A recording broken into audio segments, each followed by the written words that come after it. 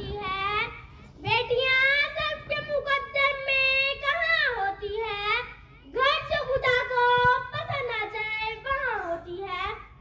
جناب صدر، محترم اساتذہ کرام اور میرے مکتب ساتھیوں، السلام علیکم۔ میری آج کی تقریر کا عنوان ہے بیٹی خدا کی رحمت۔ جناب صدر، بیٹی ایک عورت کے میں ہوتی ہے۔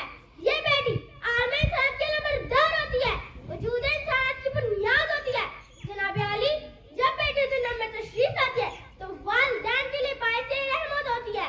جناب عالی، وقار بیٹی کی قدر و قیمت کا اندازہ اس بات سے لگایا جا سکتا ہے کہ جب اللہ کسی انسان کو بیٹا ادا کرتا ہے تو کہتا ہے جا اپنے باپ کا بازو بن جا، اور جب بیٹی ادا کرتا ہے تو کہتا ہے آج سے میں تیرے باپ کا بازو ہوں۔ جناب علی اقبال، تو پھر میں یہ بات بڑی فخر سے کہہ سکتی ہوں کہ ہم اس کی رونق ہے، ہم سے دنیا جنت ہے، ہم مائیں ہیں، ہم بہنیں ہیں، ہم بیٹیاں ہیں، ہم قوموں کی عزت ہے۔ وجود زن سے ہے تصویر کائنات میں رنگ، وجود زن سے ہے تصویر کائنات میں رنگ، اسی کے ساتھ ہے زندگی کا سوجے درود شکریہ۔